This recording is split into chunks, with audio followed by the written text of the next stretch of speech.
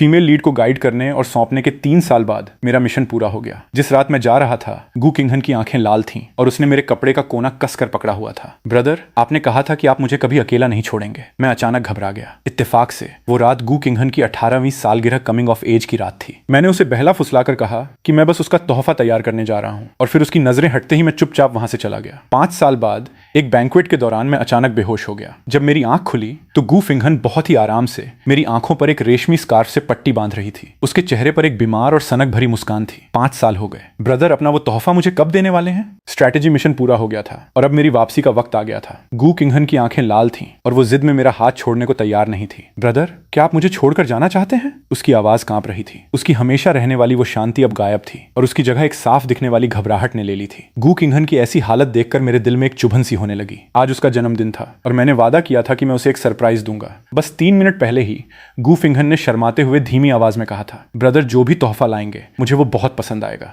उसकी आंखों में एक सच्चा और गहरा प्यार साफ झलक रहा था। आज रात के बाद मैं बड़ी हो जाऊंगी और अब से मैं ब्रदर की हिफाजत करूंगी। मैंने अपनी आंखें बंद कर लीं।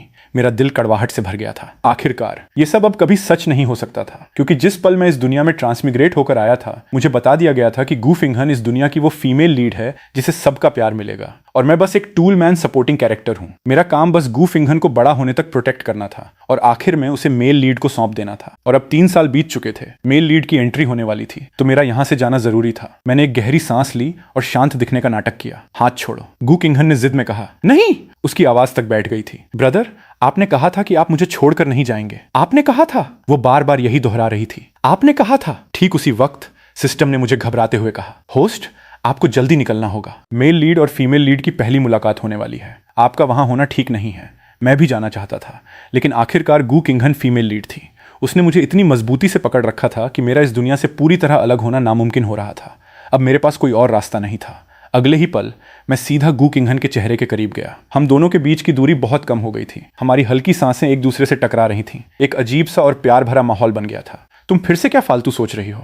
ब्रदर, तुम्हें छोड़कर नहीं जा रहे। मैं तो बस तुम्हारी सेरेमनी के लिए एक छोटा सा सरप्राइज तैयार करने जाना चाहता हूँ। गू किंगहन का शरीर पल भर के लिए सुन्न पड़ गया। क्या? मैंने प्यार से उसका हाथ पकड़ा। लेकिन अगर तुम्हें इतनी ही जल्दी है तो मैं तुम्हें वो तोहफा अभी दिखा सकता हूँ। बिल्कुल वैसा ही हुआ। गू किंगहन ये छेड़छाड़ बर्दाश्त नहीं कर पाई। उसके कान शर्म से लाल हो गए और वो हकलाते हुए बोलने लगी, कैसा सरप्राइज? मैंने अपना सिर नीचे किया और उसके हाथ पर एक किस किया। ये किस बहुत ही हल्का और छोटा सा था, लेकिन गू किंगहन को लगा जैसे किसी ने उसे आग से छू लिया हो। उसने घबराकर अपना हाथ पीछे खींच लिया और वो मुझे हैरानी से घूरने लगी। ब्रदर, लेकिन अगले ही पल गू किंगहन की आंखों में जगी वो उम्मीद की चमक बुझ गई, क्योंकि उसके हाथ छोड़ते ही मुझे जो मौका मिला, मैंने उसका फायदा उठाया और मैं पूरी तरह से वहां से गायब हो गया। पीछे बस मेरी आखिरी आवाज रह गई, सॉरी, मैंने तुमसे झूठ बोला। मैंने गू किंगहन के चेहरे पर गहरा अविश्वास देखा। एक ही पल में उसकी आंखों में दर्द और पागलपन छा गया। उसने अपना हाथ आगे बढ़ाया जैसे वो मुझे पकड़ना चाहती हो, लेकिन अगले ही पल मेरी आंखों के आगे पूरा अंधेरा छा गया। मुझे एहसास हो गया कि मैं उस किताब की दुनिया से बाहर आ चुका हूं। मैंने एक लंबी सांस छोड़ी।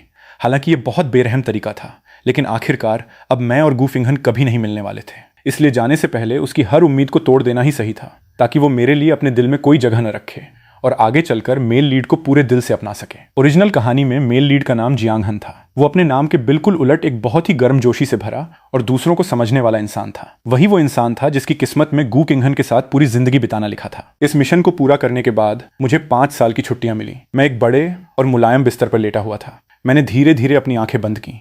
मुझे उस अनुभव को भुलाना ही होगा और उन जज्बातों को दबाना होगा जो मेरे अंदर नहीं होने चाहिए, ताकि मैं अपने अगले मिशन पर पूरा ध्यान दे सकूं।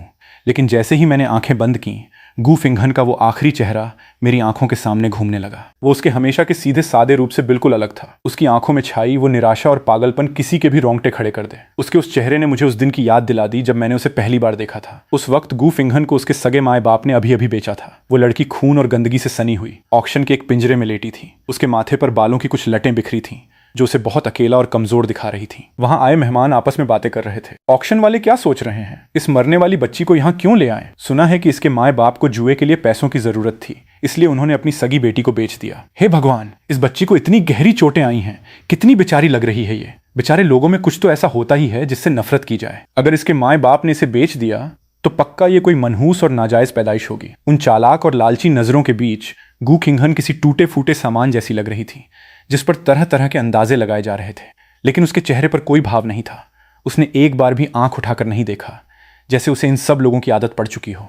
वक्त बीतता गया, लेकिन कोई भी गू खिंघन पर बोली लगाने को तैयार नहीं था। ऑक्शन करने वाले का चेहरा बिगड़ता जा रहा था। भाइयों, क्या आप सच में एक बार और नहीं सोचेंगे? अगर कोई इसे खरीदने को तैयार नहीं है तो हमें इस सामान को नष्ट करना पड़ेगा। ठीक उसी वक्त मैं हाथों में नोटों की गड्डी लिए वहां भागता हुआ पहुंचा। रुको, मैं इसे खरीदूंगा। यह पहली बार था जब मुझे एहसास हुआ कि मैं सच में एक टूलमैन था। चाहे मेरा कैरेक्टर हो या मेरी दौलत, दोनों ही बिल्कुल खाली और कंगाल थे।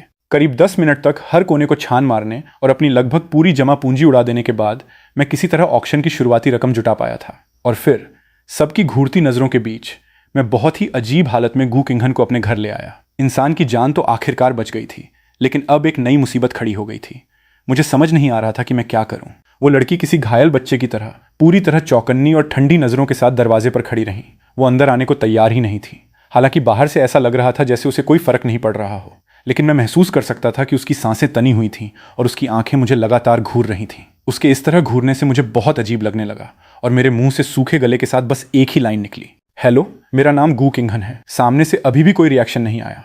मुझे थोड़ी शर्मिंदगी हुई, लेकिन मैं समझ सकता था। आखिरकार ओरिजिनल कहानी के हिसाब से गू किंघन को उसके अपने माँ बाप ने 15 साल तक टॉर्चर किया था। ऐसे में उसका हमेशा चौकन्ना रहना लाजिमी था। ये सोचकर ना सिर्फ मेरा दिल पसीज गया, बल्कि मेरी बातों में भी कुछ सच्चाई झलकने लगी।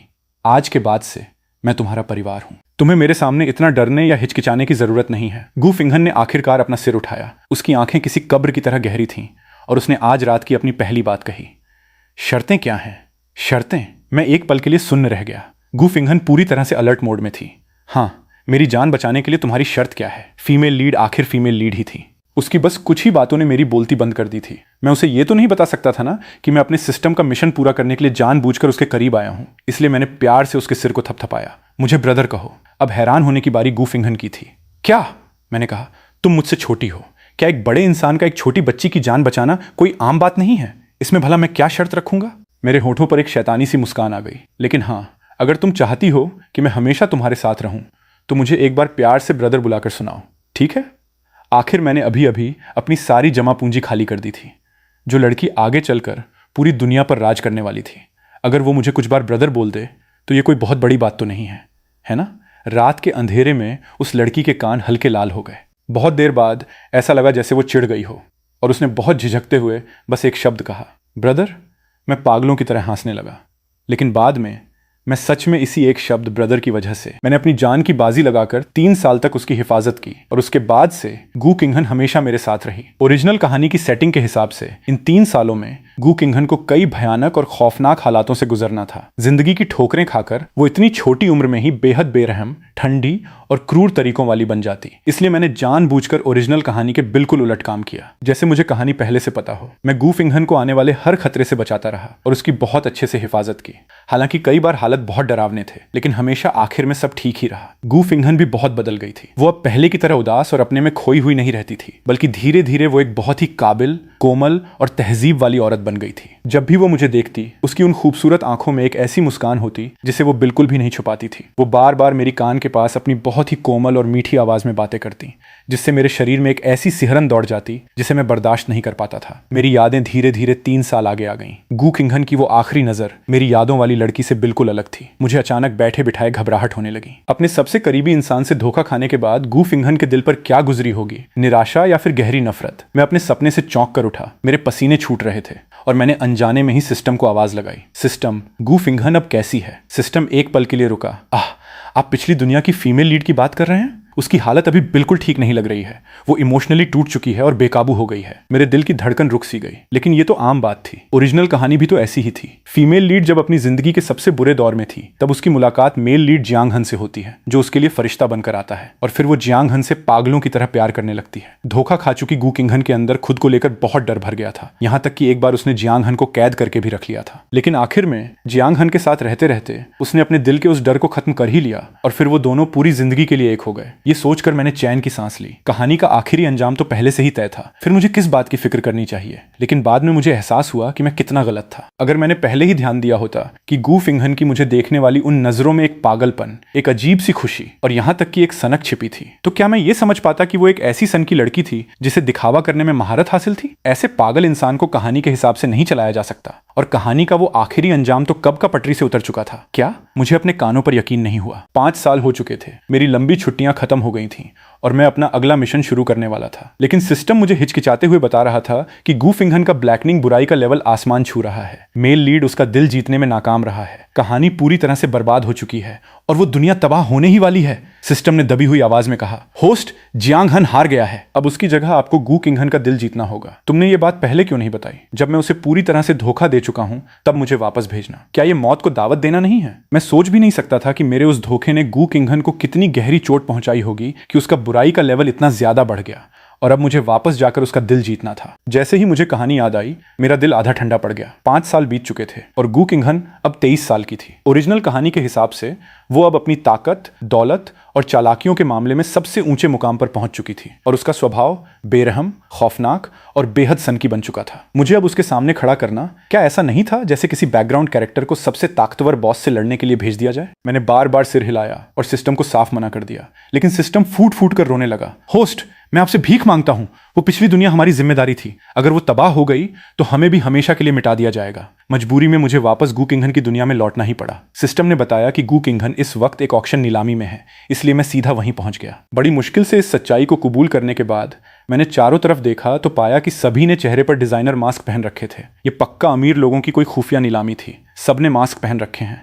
तो मैं गू फिंगहन को कैसे पहचानूंगा? अभी मैं मन ही मन सिस्टम को निकम्मा कह ही रहा था कि अचानक स्टेज का लाल पर्दा पीछे हटा और एक पेंटिंग सबके सामने आ गई। उस पेंटिंग में बहुत ही जल्दबाजी में एक सोते हुए जवान लड़के का चेहरा उकेरा गया था। ये देखकर नीचे बैठे लोगों में हैरानी की लहर दौड़ गई और मैंने भी अविश्वास में अपनी आंखें बड़ी कर लीं।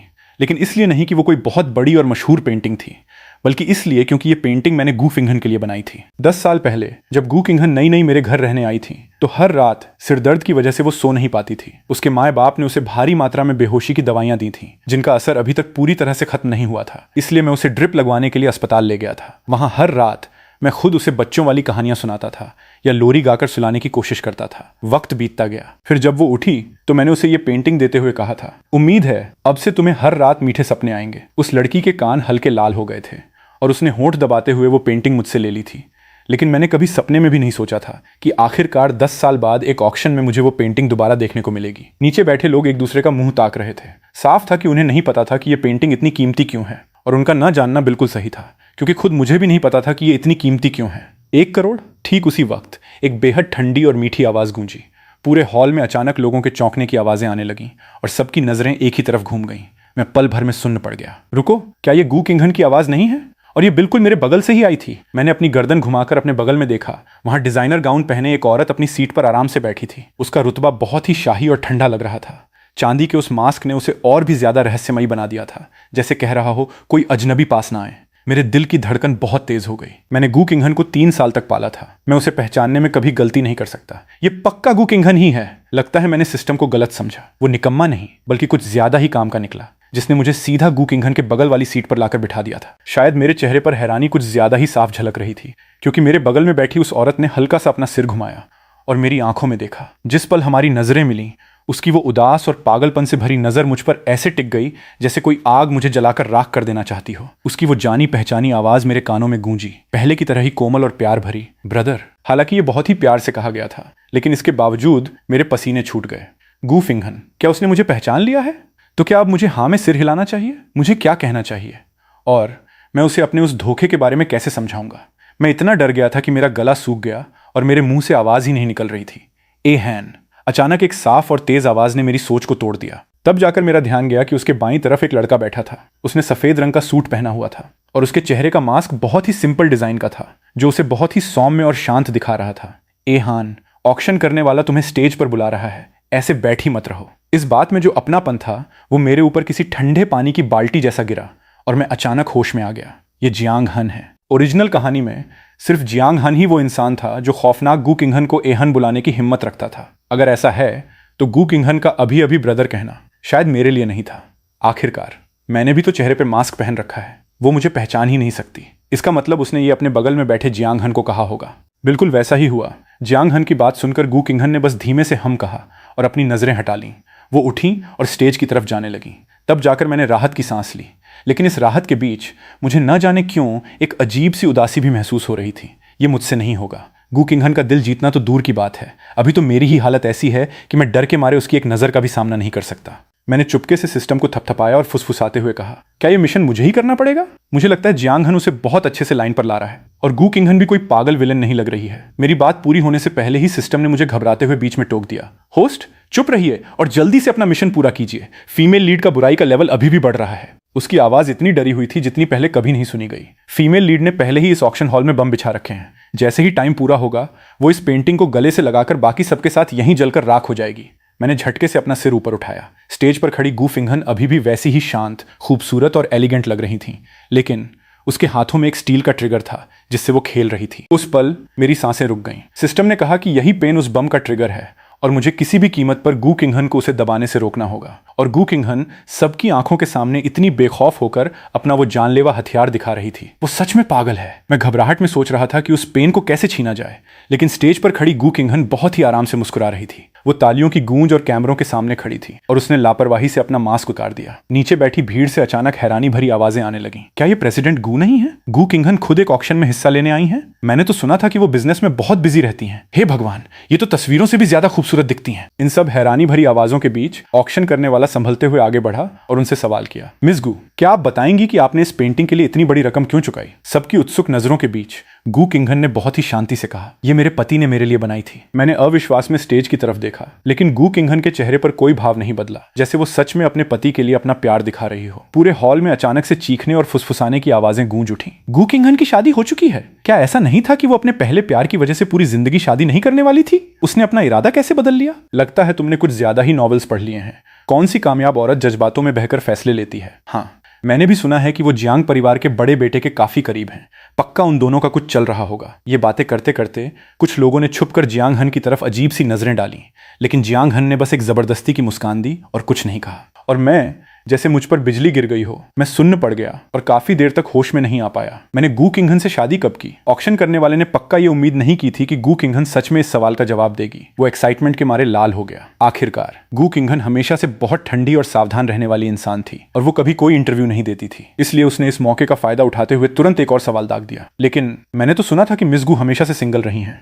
गू किंगहन ने कहा, मैं सिंगल नहीं हूं और अपने पति के साथ मेरा रिश्ता बहुत अच्छा है। ऑक्शन में हुई हमारी पहली मुलाकात से ही मुझे उनसे पहली नजर का प्यार हो गया था। झूठ! मुझे याद है जब मैंने पहली बार ऑक्शन में गू पिंगहन को बचाया था, उस वक्त उसकी वो नजरें इतनी गहरी और अंधेरी थीं कि उनकी कोई थाह नहीं थी। क्या उसे पहली नजर का प्यार कहते हैं? ऑक्शन करने वाले ने फिर से पूछा, तो क्या आपके पति इस वक्त आपके साथ हैं? गू पिंगहन की ठंडी और खौफनाक नजरें नीचे की तरफ घूमी। हालांकि हम काफी दूर थे, लेकिन मुझे अनजाने में ही ऐसा लगा जैसे वो मुझे ही देख रही हो। वो भाग गया। ऑक्शन करने वाले की हैरान नजरों के बीच गू किंगहन के होठों पर एक मुस्कान आ गई। लेकिन कोई बात नहीं, मैंने उसे ढूंढ लिया है। ये कहते हुए उसकी लंबी उंगलियों ने उस स्टील के पेन को उठा लिया और वो लापरवाही से उसके साथ खेलने लगी। सिस्टम ने तुरंत एक कान फाड़ देने वाला अलार्म बजाया। फीमेल लीड का ब्लैकनिंग लेवल फुल हो चुका है। फीमेल लीड इस जगह को बम से उड़ाने वाली है। कृपया तुरंत उसे रोकें। उस पल मुझे और किसी चीज का होश नहीं रहा। मैंने सीधा खड़े होकर चिल्लाया, हिलना मत। जैसी मेरी उम्मीद थी, गू फिंगहन का हाथ सच में रुक गया, लेकिन उसकी नजरें पूरी तरह से मेरे चेहरे पर टिक गईं। उसकी आंखें गहरी और काली थीं, जैसे वो अपने अंदर उमड़ते हुए किसी बीमार और सनकी जज्बात को दबा रही हो। उसने बिना आवाज किए सिर्फ होठों से धीरे से कहा, मैंने तुम्हें पकड़ लिया। ऑक्शन खत्म होने के बाद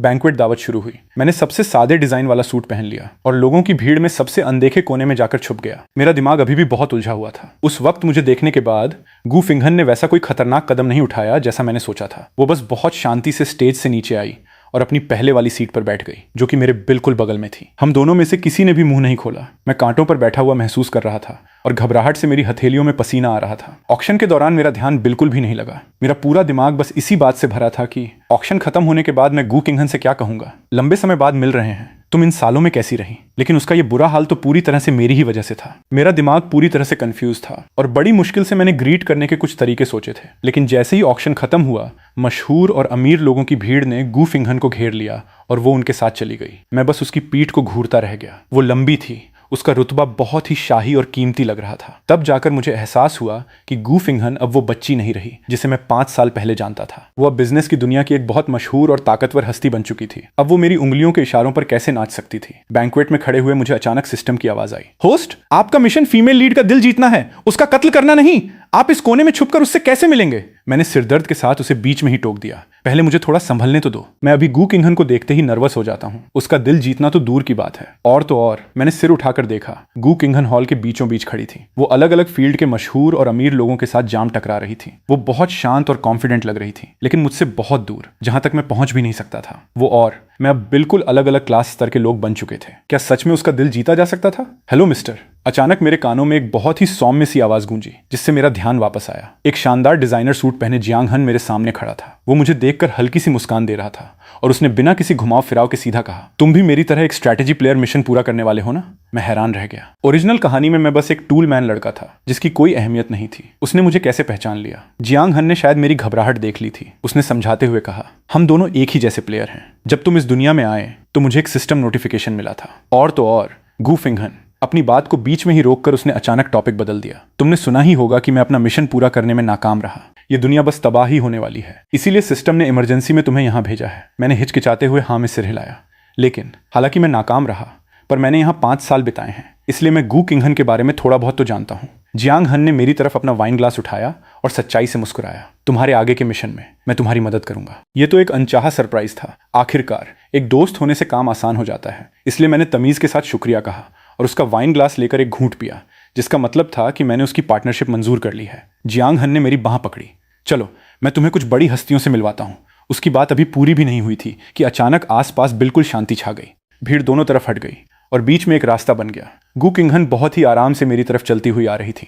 डार्लिंग, घर चलने का वक्त हो गया है। मैं सुन्न रह गया। इसका क्या मतलब था? जियांग हन का चेहरा भी अजीब हो गया। ए हन, लेकिन इस जेंटलमैन ने अभी अभी मेरे साथ चलने के लिए हाँ कहा था। गू किंगहन ने उसे एक बहुत ही ठंडी नजर से घूरा। मैं अपने पति से 5 साल से दूर हूँ। क्या अब मुझे उनसे मिलने के लिए भी किसी बाहरी इंसान की इजाजत लेनी पड़ेगी? ये सुनकर जियांग हन का चेहरा पीला पड़ गया और उसके माथे से पसीना टपकने लगा। नहीं, कोई जरूरत नहीं है। ये देखकर मेरी घबराहट और भी ज्यादा बढ़ गई। गू किंगहन ने इन 5 सालों में आखिर ऐसा क्या किया था कि जियांग हन उससे इतना डरने लगा था? जब वो जियांग हन के साथ ऐसा बर्ताव कर रही थी तो मेरा क्या होगा? कहीं वो सच में मेरा कत्ल तो नहीं करना चाहती? जब गू फिंगहन ने देखा कि मैं अपनी जगह से नहीं हिल रहा हूं तो वो सीधा आगे आई और उसने मेरा हाथ पकड़ लिया। चलो, मेरी उसका विरोध करने की हिम्मत नहीं हुई। मैं बस बहुत ही कड़क होकर उसके पीछे पीछे चलने लगा। वहां मौजूद सभी लोगों की नजरें मेरे गू फिंगहन और जियांग हन के बीच घूम रही थीं। वहां मौजूद हर इंसान दूसरों के हाव भाव पढ़ने में माहिर था। एक पल के लिए सुन्न रहने के बाद वे सब तुरंत मक्खन लगाने लगे। तो ये हैं प्रेसिडेंट गू के वो पति जिनके बारे में वो बात कर रही थी। ये तो सच में बहुत हैंडसम है। ब्रदर इन लॉ का ये सूट बहुत ही सिंपल और डिसेंट है। देखकर ही लगता है कि वो बहुत संस्कारी और घर संभालने वाले इंसान हैं। 5 साल तक दूर रहने के बाद भी आप दोनों का प्यार इतना गहरा है। मुझे तो जलन हो रही है। मेरे पास कोई शब्द नहीं थे। शुक्रिया। अगर तुम लोग तारीफ नहीं कर सकते तो रहने दो ना। और वैसे भी गू किंगहन का चेहरा इस वक्त इतना खराब लग रहा था जैसे उसकी मुझसे कोई बहुत पुरानी और गहरी दुश्मनी हो। इन लोगों को इसमें प्यार कहां से दिख रहा था? जब मैं मन ही मन बड़बड़ा रहा था तभी अचानक मेरे सिर में बिना किसी वजह के तेज चक्कर आया। मेरे पैरों ने जवाब दे दिया और मैं सीधा जमीन की तरफ गिरने लगा। लेकिन किस्मत से गू किंगहन की नजर और हाथ बहुत तेज थे। उसने मुझे गिरने से पहले ही पकड़ लिया और अपनी बाहों में खींच लिया। अपने होश खोने से ठीक पहले मैंने गू किंगहन का चेहरा देखा। वो बहुत ही खौफनाक लग रहा था और उसकी आंखों में गहरी क्रूरता और नफरत भरी थी। ये सब क्या हो रहा था? जब मेरी आंख खुली मुझे चक्कर आ रहा था और सिर गर्म लग रहा था। तभी एक आवाज बहुत ही आराम से गूंजी, तुम उठ गए? तब जाकर मेरा ध्यान गया कि गू पिंगहन बिस्तर के किनारे बैठी थी और सिर टेढ़ा करके मुझे ही घूर रही थी। उसके कॉलर के बटन आधे खुले थे जिससे उसकी खूबसूरत कॉलर बोन और बॉडी की लाइन दिख रही थी। वो बहुत ही रिलैक्स्ड और आलस भरी लग रही थी। मैंने बस एक नजर देखा और मुझे लगा जैसे मेरा सिर और भी गर्म हो गया हो। मैंने जल्दी से अपनी नजरें हटा ली। ये कौन सी जगह है? मेरा घर? तुम्हारा घर? मैंने हैरानी से उसकी बात दोहराई। तुम मुझे अपने घर क्यों लाई हो? गू किंगहन, जो अभी तक लापरवाही से अपना एक शोल्डर स्ट्रैप कंधे की पट्टी बांध रही थी, ये सुनकर उसका हाथ रुक गया। ब्रदर, क्या आप कुछ भूल रहे हैं? उसने नीचे की तरफ झुककर एक बहुत ही कोमल लेकिन ऐसी ताकत के साथ जिसका विरोध नहीं किया जा सकता था उसी स्ट्रैप से मेरे हाथों को बांध दिया। मैं हैरान रह गया। गू किंगहन, तुम ये क्या कर रही हो? मैंने अनजाने में ही छुड़ाने की कोशिश की, लेकिन उस अजीब सी गर्मी की वजह से मेरा पूरा शरीर कमजोर पड़ गया था। मैं लगभग हिल भी नहीं पा रहा था। हल्की रोशनी में गू किंगहन मेरी बांह पर बंधे उस स्ट्रैप की गांठ को ऐसे देख रही थी जैसे किसी अनपैक किए हुए तोहफे को देख रही हो। ब्रदर, उसकी आवाज धीमी और खूबसूरत थी। 5 साल हो गए। आपने मुझे जो कमिंग ऑफ एज 18वीं सालगिरह का तोहफा देने का वादा किया था वो कब देंगे?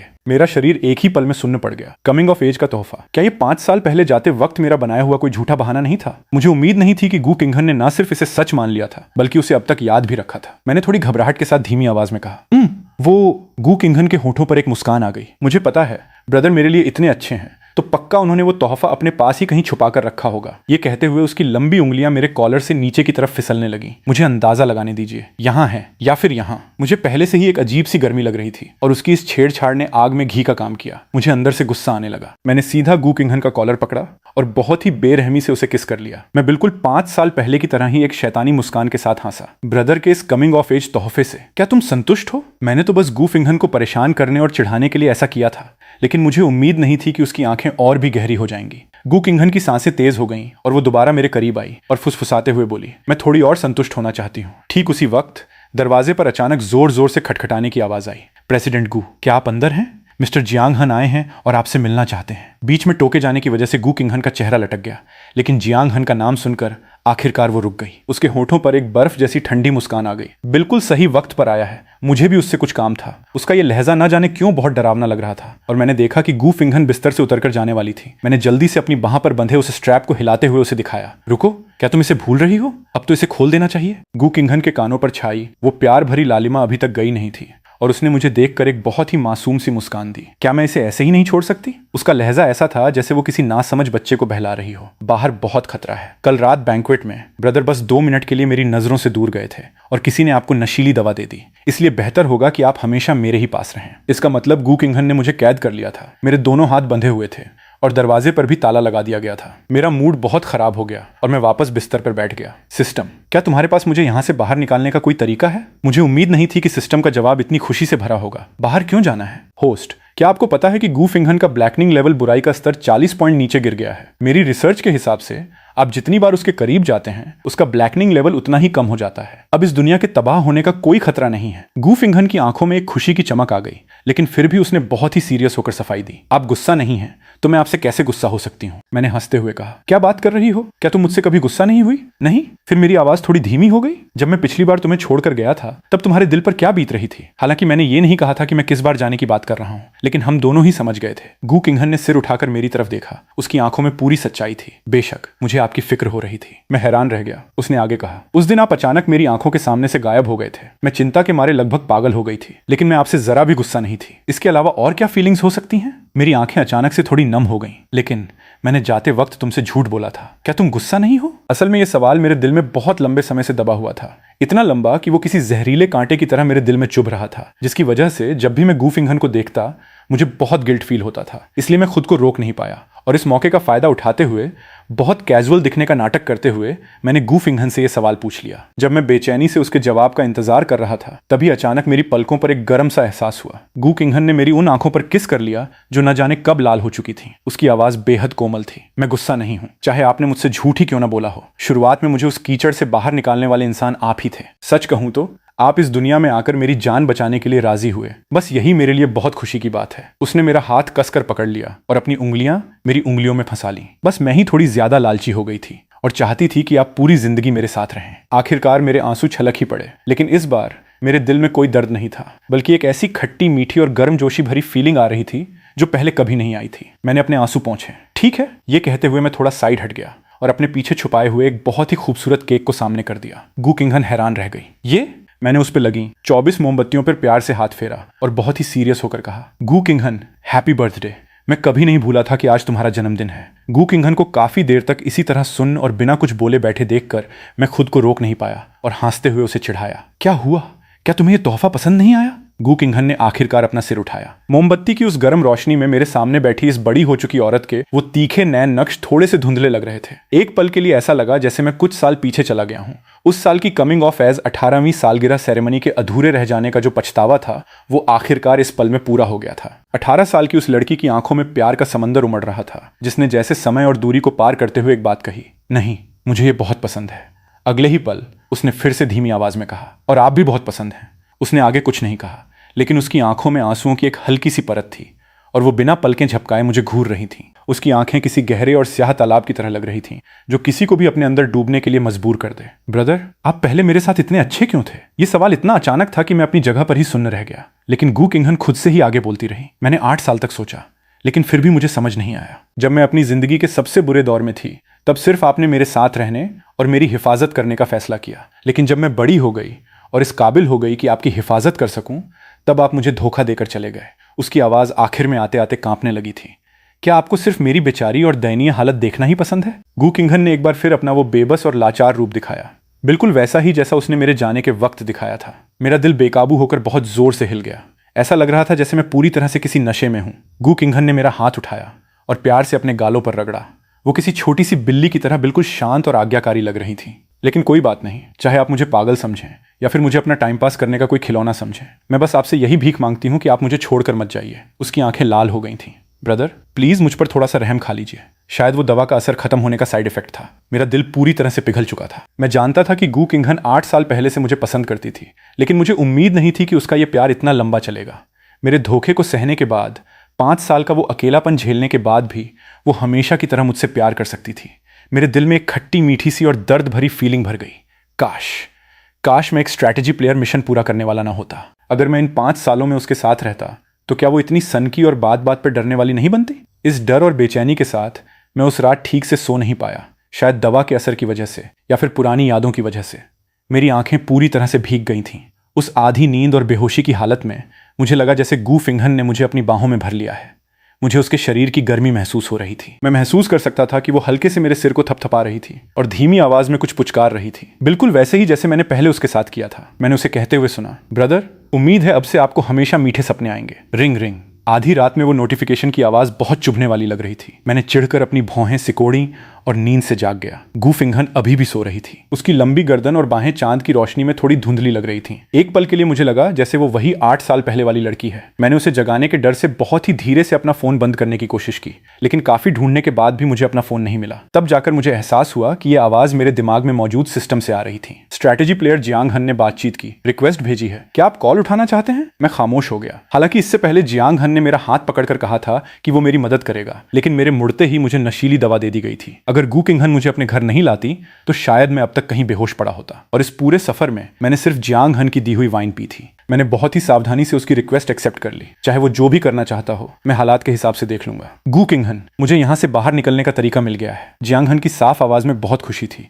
यहां तक कि उसकी आवाज थोड़ी तीखी भी हो गई थी। मैं चौंक गया। क्या बाहर निकलना? बेशक, जियांग हन ने हल्की सी हंसी के साथ कहा, इस स्ट्रैटेजी वाली दुनिया से बाहर निकलना। लेकिन अगर ये दुनिया तबाह हो गई तो क्या हम मिटा नहीं दिए जाएंगे? इसीलिए तो मैंने यहां से पूरी तरह बाहर निकलने का एक तरीका ढूंढ लिया है। हम इस दुनिया से अपना नाता तोड़ सकते हैं। मैं वुटोंग रोड के घर नंबर 36 पर तुम्हारा इंतजार करूंगा। उसने मुझे जवाब देने का कोई मौका ही नहीं दिया और कॉल कट गई। कॉल खत्म होने के बाद मैं काफी देर तक सुन रहा। वुटोंग रोड, घर नंबर 36। वो मेरा और गू किंघन का पुराना घर था, जहां हम पहले रहते थे। जियांग हन मुझे वहां क्यों बुला रहा है? वो आखिर करना क्या चाहता है? इस बेचैनी से मेरे दिल की धड़कन तेज हो गई। मैंने तय किया कि मैं वुटोंग रोड जाकर देखूंगा और फिर जियांग हन को बता दूंगा कि मैं वापस नहीं जाऊंगा। मैं अब दोबारा गू किंघन को छोड़कर नहीं जाना चाहता था। मैंने अपने बगल में सो रही उस औरत की तरफ एक नजर देखा और बहुत ही दबे पांव सावधानी से नीचे की तरफ जाने लगा। इस विला घर पर रात का अंधेरा छाया हुआ था और वहां इतनी शांति थी कि एक सुई गिरने की आवाज भी सुनी जा सकती थी। चलते चलते मैं मेन दरवाजे तक पहुंचा और जैसे ही मैंने हैंडल पर हाथ रखा, ब्रदर, अचानक मेरे पीछे से एक जानी पहचानी आवाज आई और मैंने झटके से पीछे मुड़कर देखा। गू किंघन, जो अभी कुछ देर पहले तक बिस्तर पर लेटी थी, न जाने कब जाग गई थी। वो सीढ़ियों के पास दीवार से टिक कर खड़ी थी और बिना पलकें झपकाए मुझे ही घूर रही थी। उसकी आंखें बहुत गहरी थीं, जिनमें किसी आने वाले तूफान जैसे जज्बात उमड़ रहे थे। क्या आप मुझे फिर से छोड़कर जा रहे हैं? मेरे दिल की धड़कन अचानक तेज हो गई। हालांकि इस बार मेरे दिल में उसे छोड़कर जाने का कोई ख्याल नहीं था, लेकिन गू फिंघन का वो चेहरा देखकर मुझे अनजाने में ही एक गिल्ट अपराध बोध महसूस हो रहा था। नहीं, मैं तो बस ऐसे ही बाहर टहलने जाना चाहता था। बस बाहर टहलने जाना चाहते थे? गू फिंघन एक एक कदम बढ़ाकर मेरे करीब आ रही थी, तो फिर मुझसे छुपकर दबे पांव नीचे क्यों आए? उसे यह भी पता था। इसका मतलब जब मैं नीचे आ रहा था तो गू किंघन बिल्कुल भी सो नहीं रही थी। वो बस ठंडी नजरों से मुझे कमरे से बाहर निकलते, सीढ़ियों से उतरते और दरवाजे की तरफ जाते हुए देख रही थी। मैं सोच भी नहीं सकता था कि उस वक्त गू फिंघन के दिल पर क्या गुजर रही होगी। गू फिंघन की उन लाल आंखों को देखकर मैं बुरी तरह से घबरा गया और मुझे समझ नहीं आ रहा था कि मैं क्या करूं। मुझ पर यकीन करो, इस बार पहले जैसा नहीं है। मैं वापस आऊंगा। गू किंघन ने एक हल्की सी सांस अंदर खींची। मैंने देखा कि उसकी मुट्ठियां कसकर बंधी हुई थीं, जैसे वो बहुत मुश्किल से किसी चीज को दबाने की कोशिश कर रही हो। मुझे लगा कि वो अब फटने वाली है, गुस्सा करने वाली है, लेकिन तभी उसने कांपती हुई आवाज में बस इतना कहा, ठीक है। मैंने अविश्वास में अपना सिर उठाया और देखा कि गू फिंघन मुझे बहुत ही गहराई से देख रही थी। तो फिर जाने से पहले क्या आप मुझे एक गुड बाय किस नहीं करेंगे? हालांकि ये मांग बहुत अचानक थी, लेकिन इसे मना करना लगभग नामुमकिन था। जैसे ही मैं पंजों के बल थोड़ा ऊपर उठा और गू फिंघन को किस करने वाला था, उसने अचानक अपना हाथ आगे बढ़ाकर मेरे होठों को ढक लिया। रुको, उसकी आवाज कांप रही थी। पहले मुझसे वादा करो कि तुम इस बार वापस आओगे। मुझे थोड़ा अजीब लगा, लेकिन जब मेरी नजरें दर्द को दबाए हुए उसकी उन आंखों से मिली तो मेरा दिल जोर से कांप उठा। ये बिल्कुल वही नजर थी जो 5 साल पहले मेरे मजबूरी में जाते वक्त उसकी आंखों में थी। उस दिन मैंने गू फिंघन से झूठ बोलकर उसे किस किया था और फिर मुड़कर वहां से चला गया था। गू फिंघन को भी पक्का उस दिन की याद आ गई होगी। वो भी पक्का डरी हुई होगी कि कहीं मैं पिछली बार की तरह एक किस के बाद कभी ना लौटने के लिए ना चला जाऊं। इसलिए मैंने उसे तसल्ली देने के लिए प्यार से उसके सिर पर हाथ फेरा। मैं तुमसे वादा करता हूं, इस बार मैं पक्का वापस आऊंगा। एक गहरी सांस लेने के बाद मैंने आगे कहा, तुम घर पर शांति से मेरा इंतजार करना। वापस आने के बाद मुझे तुमसे कुछ और भी कहना है। 5 साल पहले का वो एक लफ्ज, मैं तुमसे प्यार करता हूं, मेरे मिशन की वजह से हमेशा मेरे दिल में ही दफन रह गया था। अब 5 साल बाद जब गू फिंघन अभी भी मुझसे प्यार करती है तो मैं उसे दोबारा खोना नहीं चाहता था। ये कहने के बाद मैंने गू फिंघन को किस कर लिया। गू फिंघन ने भी मुझे अपनी बाहों में कसकर जकड़ लिया और एक ऐसी शिद्दत के साथ उस किस को और गहरा कर दिया जिसका मैं विरोध नहीं कर सकता था। तुम आ गए? सफेद कपड़े पहने जियांगहन मुस्कुराते हुए मेरी तरफ आया। मुझे पता था कि तुम आओगे। ऐसा कौन सा स्ट्रैटेजी प्लेयर होगा जो गू फिंघन जैसे इंसान को बर्दाश्त कर सके? वो मानसिक रूप से बीमार है और बहुत ही सनकी है। नहीं, मैंने बहुत ही शांत लहजे में उसकी बात को बीच में काटा। मैं यहाँ तुम्हें यह बताने आया हूँ कि मैं वापस नहीं जा रहा। जियांगहन की मुस्कान उसके चेहरे पर ही जम गई। काफी देर तक सुन्न रहने के बाद उसने धीरे से कहा, गू किंघन, जिस दिन तुम आए थे गू किंघन का ब्लैकनिंग लेवल बुराई का स्तर अपनी हद पार कर चुका था और वो पूरे ऑक्शन हॉल को जलाकर राख करना चाहती थी। तुम ये भूले तो नहीं हो? मैंने हाँ में सिर हिलाया। फिर भी तुम उसके साथ रहना चाहते हो? वो साफ तौर पर एक पागल औरत है। ये सुनकर मैंने पूरे भरोसे के साथ अपना सिर उठाया। वो ऐसा कभी नहीं करेगी। मेरी यादें वापस उस दिन पर चली गईं जब मैं पहली बार यहाँ आया था। मैंने चुपके से वो पेन निकाल लिया था जिसे गू फिंघन बम के ट्रिगर की तरह इस्तेमाल करने वाली थी। लेकिन सिस्टम की जांच के बाद पता चला कि वो पेन कोई ट्रिगर नहीं बल्कि एक सुसाइड डिवाइस था। उसका धमाका सिर्फ इतना था कि उससे बस एक ही इंसान की जान जा सकती थी। हालांकि मुझे नहीं पता कि गू किंघन ने ऐसा क्यों किया, लेकिन सच्चाई यही थी कि शुरू से लेकर आखिर तक, यहाँ तक कि उस दिन भी जब उसका बुराई का स्तर सबसे ज्यादा था, उसने जो सबसे खौफनाक बात सोची थी वो बस खुद को मारना था। उसने कभी किसी बेकसूर इंसान को नुकसान पहुंचाने के बारे में नहीं सोचा था।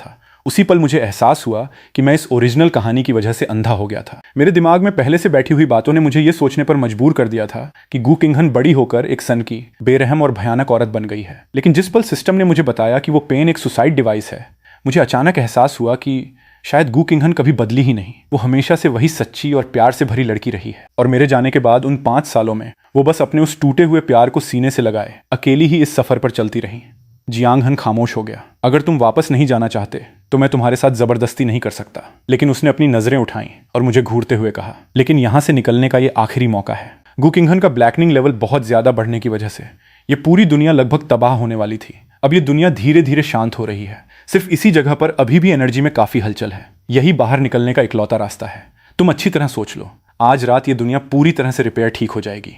अगर तुम अभी नहीं गए तो तुम्हें हमेशा के लिए गू किंघन के पास ही रहना पड़ेगा। बोलो। जियांगहन ने मुझे टकटकी लगाकर देखा, जैसे उसे पूरा यकीन हो कि मैं उसके साथ ही जाऊंगा। लेकिन मेरा ध्यान बस उसकी एक ही बात पर था, यहीं पर सबसे ज्यादा हलचल क्यों है? वुटोंग रोड का घर नंबर 36। ये तो वो जगह है जहां मैं और गू किंघन पहले एक साथ रहते थे। जियांगहन ने मुझे कोई जवाब नहीं दिया। चांद की रोशनी में मैंने देखा कि उसकी आंखें थोड़ी लाल हो गई थीं। उसने अचानक बिना किसी बात के कहा, गू किंघन, सच कहूं तो कभी कभी मुझे तुमसे बहुत नफरत होती है। मैं हल्का सा हंस दिया। जबकि मैं इस कहानी का तय किया हुआ मेन लीड हीरो हूं। ये मेरा काम था कि मैं गू किंघन के जख्मों को भरूं, लेकिन वो हमेशा सिर्फ तुम्हें ही याद करती रही। मैंने बहुत सारे तरीके आजमाए ताकि मैं ओरिजिनल कहानी की तरह उसे ठीक कर सकूं, ताकि वो मेरे सामने अपने दिल की बातें कह सके। लेकिन मैं ऐसा बिल्कुल नहीं कर पाया। उसकी आवाज भर्रा गई। गू किंघन कई बार इमोशनली टूट चुकी थी, लेकिन वो एक बार भी मेरे पास नहीं आई। इसके बजाय वो अक्सर तुम्हारी बनाई हुई वो पेंटिंग गले से लगाकर इस घर में छुपकर अकेले रोती रहती थी। मैं उस वक्त गुस्से से पागल हो गया था, इसीलिए मैंने तुम्हारी वो पेंटिंग चुराई और उसे ऑक्शन नीलामी में दे दिया। लेकिन मुझे बिल्कुल उम्मीद नहीं थी कि गू किंघन उसे वापस पाने के लिए 1 करोड़ रुपए खर्च करने को तैयार हो जाएगी।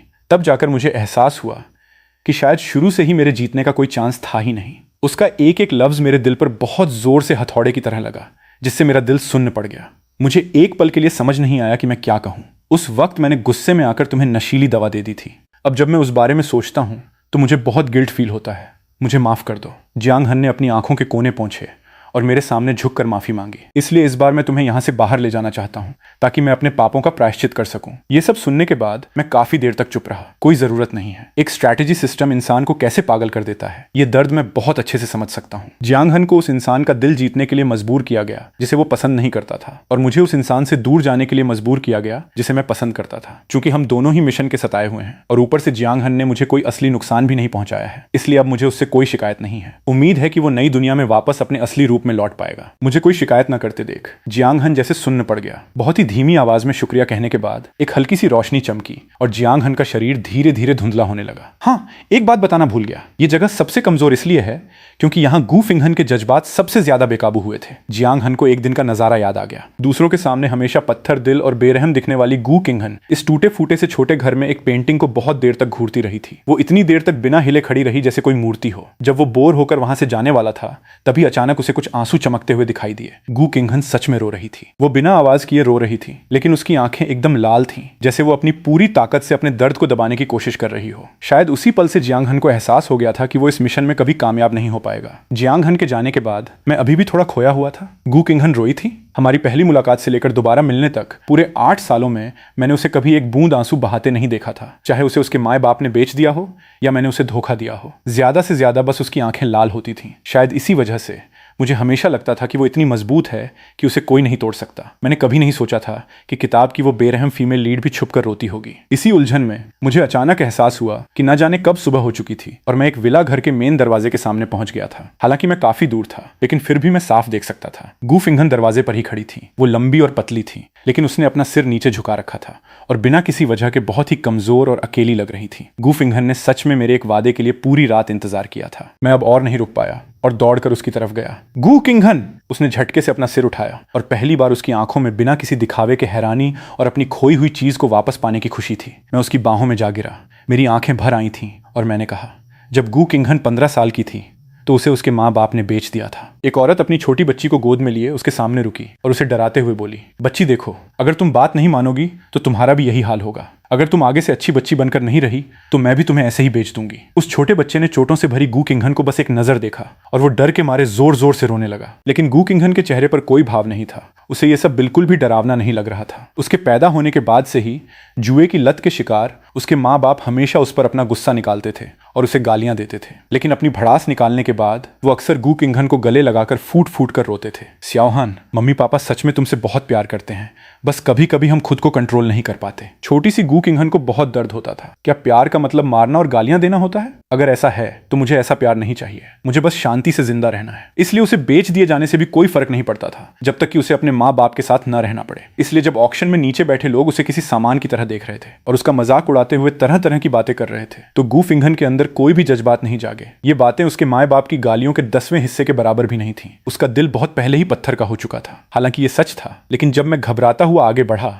और गू फिंगहन का हाथ कसकर पकड़ते हुए चिल्लाया, मैं इसे खरीदूंगा, तो उसने हैरानी से अपनी आंखें थोड़ी बड़ी कर लीं। उसने मन ही मन सोचा, ये मुझे क्यों खरीद रहा है? क्या इसलिए कि मेरी जान सस्ती है और मुझसे आसानी से काम करवाया जा सकता है? लेकिन ये भी तो आम बात है, आखिरकार बिकने के बाद मैं उसी की हो जाऊंगी, तो वो चाहे मुझे मारे या पीटे, मुझे सब सहना ही पड़ेगा। क्या कोई ऐसा बेवकूफ होगा जो एक खरीदे हुए इंसान को इतने प्यार से पालेगा? शुरुआत में गू फिंगहन यही सोचती थी, लेकिन जब हमने कुछ वक्त साथ गुजारा तो गू फिंगहन को एहसास हुआ कि मुझ जैसा लड़का सच में एक बेवकूफ है। मैं एक बहुत ही प्यारी सी मुस्कान के साथ बड़े ही कॉन्फिडेंस से उसे कहता, मुझे ब्रदर कहो, आज के बाद से मैं तुम्हारी हिफाजत करूंगा। लेकिन जब गू फिंगहन ने सच में मुझे ब्रदर कहा तो मैं अचानक हड़बड़ा गया और बुरी तरह खांसने लगा। यहां तक कि मेरे कान भी शर्म से लाल हो गए। ठीक है, बस नॉर्मल तरीके से बुला लिया करो, ऐसे नशे में होने जैसी आवाज मत निकालो। गू फिंगहन अपनी हंसी नहीं रोक पाई। उसने पहली बार महसूस किया था कि कोई इंसान इतना प्यारा भी हो सकता है। और फिर आने वाले दिनों में मैंने सच में एक बड़े भाई की तरह इस गू फिंगहन नाम की लड़की की हिफाजत की। हालांकि मैं खुद पूरी तरह कंगाल था, लेकिन मैं हमेशा सबसे अच्छी चीजें उसे ही देता था। जब नींद की गोलियों के साइड इफेक्ट की वजह से उसके सिर में दर्द होता तो मैं उसे रातों रात सबसे अच्छे अस्पताल में इलाज के लिए ले जाता। फिर मैं बहुत ही प्यार से लोरी गाकर उसे सुलाता और उसके लिए एक पेंटिंग बनाता। गू फिंगहन मन ही मन मुझे एक बेवकूफ कहती थी, लेकिन जब वो मुझसे पेंटिंग लेती थी तो वो बहुत ही सावधान रहती थी और उसके कान तक लाल हो जाते थे। एक ऐसे इंसान के लिए जिसने कभी प्यार देखा ही ना हो, ये छोटी छोटी अच्छाइयां किसी धीमे जहर की तरह होती हैं जो धीरे धीरे उसकी हड्डियों तक पहुंच जाती हैं। ये उसके माए बाप के प्यार से भी ज्यादा गहरा और ना भूलने वाला एहसास था। जिस दिन मैं गया था, गू फिंगहन को ऐसा लगा था जैसे उसका दम घुट रहा हो। दर्द का एहसास उसके पूरे शरीर में फैल गया था, जिसकी वजह से वो पूरी रात सो नहीं पाई थी। उसे समझ नहीं आ रहा था कि आखिर उसने ऐसी क्या गलती की थी जिसकी वजह से मैं बिना पीछे मुड़े उसे 5 सालों के लिए छोड़कर चला गया। और उसे ये भी नहीं पता था कि मैं आखिर कहाँ चला गया था, कि 5 सालों तक मेरी कोई खबर नहीं आई। गू फिंगहन ने मुझे इस शहर के कोने कोने में ढूंढा, लेकिन वुटोंग रोड के घर नंबर 36 के अलावा इस पूरी दुनिया में मेरे वजूद का कोई निशान नहीं था। इसलिए वो अक्सर वहां जाकर छुप कर रोती थी। उसे लगता था कि शायद ऐसा करने से मैं अचानक उसके सामने आ जाऊंगा और हमेशा की तरह उसके सिर पर हाथ फेरते हुए कहूंगा, अब रोना बंद करो, देखो ब्रदर वापस आ गए हैं ना। लेकिन ऐसा कुछ नहीं हुआ। उसके इंतजार के बदले वहां सिर्फ जियांग हन आया। गू किंगहन को शुरू में जियांग हन में कोई दिलचस्पी नहीं थी, लेकिन फिर एक दिन उसने सिस्टम को जियांग हन से बात करते हुए सुन लिया। होस्ट, गू किंगहन का मिशन पूरा हो चुका है और गू किंगहन अभी बुरी तरह से टूटी हुई होगी। अगर आप अभी थोड़ा सा भी प्यार दिखाएंगे तो आप इस मौके का फायदा उठाकर उसे बचा सकते हैं और उसकी जिंदगी की इकलौती उम्मीद बन सकते हैं। गू किंगहन, ये नाम सुनते ही गू किंगहन के कदम रुक गए। उसके बाद से गू किंगहन और जियांग हन काफी करीब आ गए। बिजनेस की दुनिया के बहुत से लोग अंदाजा लगाने लगे कि प्रेसिडेंट गू, जो हमेशा इतनी पत्थर दिल रहती हैं, पहली बार किसी आदमी के करीब आई हैं तो पक्का वो जियांग परिवार के बड़े बेटे से प्यार करने लगी हैं। लेकिन सिर्फ गू किंगहन ही जानती थीं कि वो ऐसा सिर्फ जियांग हन और उसके सिस्टम की बातें सुनने के लिए कर रही थीं। जैसे जैसे वक्त बीता, गू किंगहन को सब कुछ समझ आने लगा। उसे पता चला कि वो एक किताब की फीमेल लीड थी और जियांग हन उसका असली हीरो था और मैं बस उसका दिल जीतने आया, एक सपोर्टिंग कैरेक्टर था जो अब इस दुनिया से पूरी तरह जा चुका था। उस दौर में गू किंगहन ने इतनी गहरी निराशा महसूस की जो उसने पहले कभी नहीं की थी। उसके काम करने का तरीका और भी ज्यादा बेरहम और क्रूर हो गया, जिससे बिजनेस में उसके सारे दुश्मन कांपने लगे। लेकिन फिर एक दिन उसने सिस्टम की घबराई हुई आवाज सुनी, सब खत्म हो गया। फीमेल लीड का ब्लैकनिंग लेवल, बुराई का स्तर इतना ज्यादा कैसे बढ़ गया? अगर ऐसा ही चलता रहा तो ये पूरी दुनिया तबाह हो जाएगी। जिसने मुसीबत खड़ी की है वही इसे सुलझा सकता है। होस्ट, हमें उस इंसान को वापस बुलाना ही पड़ेगा। जियांग हन ने बहुत हिचकिचाहट के बाद आखिरकार अपने होंठ चबाते हुए हाँ कर दी। ठीक है, जब मैं गू किंगहन का दिल नहीं जीत पा रहा हूं तो बेहतर यही है कि उसी इंसान को वापस बुला लिया जाए। गू किंगहन उस पल के अपने जज्बातों को बयां नहीं कर सकती थी। खुशी, बेचैनी और पागलपन, ये सब एक साथ उसके दिल में उमड़ पड़े थे। उस दिन गू किंगहन ने 2 प्लान बनाए थे। अगर मैं वापस नहीं आया तो वो मेरी बनाई हुई उस इकलौती पेंटिंग को गले से लगाकर आग के उस धमाके में खुद को उड़ा लेगी। वो खुद को और मेरी उस पेंटिंग को जलाकर राख कर देगी ताकि कोई हम दोनों को अलग ना कर सके और इस तरह हम हमेशा के लिए एक हो जाएंगे। लेकिन अगर मैं वापस आ गया तो फिर चाहे जो हो जाए वो मुझे कभी नहीं जाने देगी। लेकिन किस्मत से जब उसने अपना सुसाइड डिवाइस निकाला ही था, मैं बिल्कुल सही वक्त पर पहुंच गया और 5 सालों की उस दूरी को पार करते हुए उस पर चिल्लाया, हिलना मत। बाद में मुझे पता चला कि मेरे वापस आने वाली रात बैंक्वेट खत्म होने के बाद जियांग हन गू किंगहन से मिलने गया था। ए हन, मुझे सच में लगता है कि तुमने एक पेंटिंग पर 1 करोड़ रुपए खर्च करके बहुत बड़ी बेवकूफ़ी की है। ये सब तुम्हारा ही किया धरा है ना? गू किंगहन ने बहुत ही ठंडे लहजे में उसकी बात को काटते हुए कहा, तुम ही मेरी पेंटिंग को चुराकर ऑक्शन में ले गए थे। जियांग हन सुन्न रह गया। उसने कुछ सफाई देने के लिए मुंह खोला, लेकिन गू किंगहन मुड़कर जाने लगी। मैं तुम्हारी और सिस्टम की बातें सुन सकती हूँ, इसलिए मुझसे झूठ बोलने की कोशिश मत करो। चूंकि तुमने और तुम्हारे सिस्टम ने मेरी एक बहुत बड़ी मदद की है, इसलिए मैं इस बार तुम्हें छोड़ रही हूँ। फिर उसने पूरी तरह से हैरान खड़े जियांग हन को देखा और बर्फ से भी ठंडी आवाज में कहा, लेकिन अब ऐसा दोबारा नहीं होना चाहिए। उसके जाने के बाद पीछे से जियांग हन की रोती हुई आवाज आई, गू किंगहन, क्या तुम्हें सच में लगता है कि तुम अपने उस स्ट्रैटेजी प्लेयर ब्रदर को रोक पाओगी? स्ट्रैटेजी प्लेयर्स अलग अलग दुनियाओं में आते जाते रहते हैं। अगर वो खुद नहीं रुकना चाहता, कोई भी उसे जबरदस्ती रोक कर नहीं रख सकता। अगर तुम्हारा ब्लैकनिंग लेवल ना बढ़ा होता और ये दुनिया तबाह होने की कगार पर ना होती तो क्या तुम्हें लगता है कि गू किंगहन तुम्हें वापस देखने भी आता? सपने देखना बंद करो। कौन एक ऐसे पागल इंसान का दिल जीतना चाहेगा जो अपने जज्बातों पर काबू नहीं रख सकता? तुम्हारा ये खुदगर्ज प्यार गू किंगहन को हर पल सिर्फ दर्द ही देगा। लेकिन उस रात न जाने कैसे सारे कमरों के ताले खोल दिए गए। उसने कहा कि वो खुद को दर्द से बचाना चाहता है, लेकिन उससे भी ज्यादा वो मुझे दर्द नहीं देना चाहता। इसलिए उसने ये फैसला करने का हक मुझे वापस कर दिया। जब जियांग हन मुझे बाहर ले गया तो उसने सच में मुझसे कुछ ऐसी बातें कहीं जिन्होंने मेरे दिल को झकझोर कर रख दिया। वहीं दूसरी तरफ गू किंगहन दरवाजे पर अकेला टिका हुआ लगातार इंतजार कर रहा था। वो रात सच में बहुत लंबी और अंतहीन थी। वो अंधेरा इतना घुटन भरा था कि रोशनी की एक किरण भी दिखाई नहीं दे रही थी। बाद में उसने बताया था कि उस वक्त उसे अचानक ऐसा लगा जैसे उसकी सांस घुट रही हो। उसके दिमाग में बस यही चल रहा था, अगर मैं वापस नहीं आया तो क्या होगा? अगर मैंने उसे फिर से धोखा दे दिया और किसी नई दुनिया में चला गया तो वो क्या करेगा? उसने कहा कि उसके पास और कोई रास्ता नहीं था। वो बस अपनी जगह पर खड़ा होकर मेरा इंतजार कर सकता था। वो रात सच में बहुत लंबी थी, जैसे वो कभी खत्म ही नहीं होगी। बिल्कुल उन पिछले 5 सालों की तरह, इतनी लंबी कि वो बेकाबू होकर पागल और निराश हो रहा था। गू किंगहन। जब मैं जियांग हन के साथ सब कुछ निपटाकर वापस लौटा तो मैंने उसे उसी बेहाल और खोई हुई हालत में देखा। मैं खुद को रोक नहीं पाया और जोर से उसका नाम पुकारा। उसने झटके से अपना सिर उठाया। तब जाकर उसे एहसास हुआ कि सुबह हो चुकी थी। मैं उस चमकती हुई रोशनी के बीच लड़खड़ाते हुए सीधा उसकी बाहों में जा गिरा। गू किंगहन कांप रही थी। उसकी पकड़ धीरे धीरे मजबूत होने लगी, जैसे वो मुझे अपने शरीर और रूह में समा लेना चाहती हो। शुक्र है इस बार 5 साल पहले जैसा नहीं हुआ। आखिरकार उसे वो इंसान मिल ही गया जिससे वो प्यार करती थी। अपनी मर्जी से मेरे बिस्तर पर आकर लेट गई। गू किंगहन को देखकर मुझे सिरदर्द होने लगा। उस दिन जब मैंने और गू किंगहन ने एक दूसरे से अपने प्यार का इजहार किया था, उसे बीते लगभग 1 हफ्ता हो चुका था। अब मैं उसे बिल्कुल नहीं समझ पा रहा था। हम दोनों के एक होने से पहले गु शिंघन हमेशा एक सन की और पजेसिव बीमार प्यार करने वाली लड़की की तरह बर्ताव करती थी। वो कभी मुझे कैद करने की बात करती तो कभी पागलों जैसा बर्ताव करती, लेकिन एक साथ आने के बाद वो बहुत मासूम बन गई। वो शर्म से लाल होकर कई दिनों तक मुझसे अलग बिस्तर पर सोती रही। जब मुझे लगने लगा था कि गु शिंघन को किसी के साथ चिपक कर सोना पसंद नहीं है, तो वो अचानक आधी रात को मेरे पास आ गई और मुझे डरा दिया। गु शिंघन की नजरें झुकी हुई थीं और उसके चेहरे पर एक उदासी और शिकायत का भाव था। मुझे याद है जब मैं छोटी थी तो ब्रदर मुझे अपनी बाहों में लेकर सोते थे। अब जब मैं बड़ी हो गई हूं तो ऐसा क्यों नहीं हो सकता? क्या ये दोनों बातें एक जैसी हैं? मैंने गु शिंघन के उस लंबे और खूबसूरत शरीर को देखा और खामोश हो गया। समझ गई। गु शिंघन ने सिर हिलाया। लगता है ब्रदर को सिर्फ बचपन वाली मैं ही पसंद हूं। अगर मैं फिर से छोटी हो जाऊं तो ब्रदर मेरे साथ सोने को तैयार हो जाएंगे। मुझे ऐसा मत दिखाओ जैसे मेरी कोई अजीब सी सनक या गंदी आदत हो। और मुझे नहीं पता कि ये मेरा वहम था या नहीं, लेकिन गु शिंघन की बातों में एक ग्रीन टी मासूमियत का दिखावा करने वाली महक आ रही थी। मैंने बड़ी मुश्किल से अपने चेहरे के भावों को कंट्रोल किया और शांत दिखने का नाटक करते हुए कहा, फालतू बातें करना बंद करो और बताओ कि तुम इतनी रात गए मेरे पास क्यों आई हो? गु शिंघन शायद अभी भी नाराज थी। उसने खुद ही मेरे सवाल को अनसुना कर दिया और बहुत ही दयनीय और मासूम आवाज में बोली, हालांकि अब मैं छोटी नहीं हो सकती और ना ही ब्रदर को खुद से प्यार करवा सकती हूँ, लेकिन क्या मैं ब्रदर के साथ मिलकर एक छोटी मैं पैदा कर सकती हूँ? ये बात कहां से कहां पहुंच गई? मेरा चेहरा अचानक से शर्म के मारे लाल होता देखकर गु शिंघन खुद को रोक नहीं पाई और हंसने लगी। तब जाकर वो सीरियस हुई। क्या ब्रदर को याद नहीं कि आज कौन सा दिन है? मैंने अनजाने में सिर हिला दिया। गु शिंघन की आंखों की चमक थोड़ी फीकी पड़ गई। ब्रदर, आप हमेशा मेरे बारे में इतने लापरवाह रहते हैं। उसे ऐसा देखकर मैं खुद को रोक नहीं पाया और मैंने उसके गालों पर किस किया। मैं मजाक कर रहा था, सच में मुझे याद है। गुस्सा मत हो। गु शिंघन की आंखों में एक पल के लिए खुशी की चमक आ गई, लेकिन फिर भी उसने सीरियस होकर सफाई दी। जब आप गुस्सा नहीं हैं तो मैं आपसे कैसे गुस्सा हो सकती हूँ? मैंने हंसते हुए कहा। क्या बात कर रही हो? क्या तुम मुझसे कभी गुस्सा नहीं हुई? नहीं।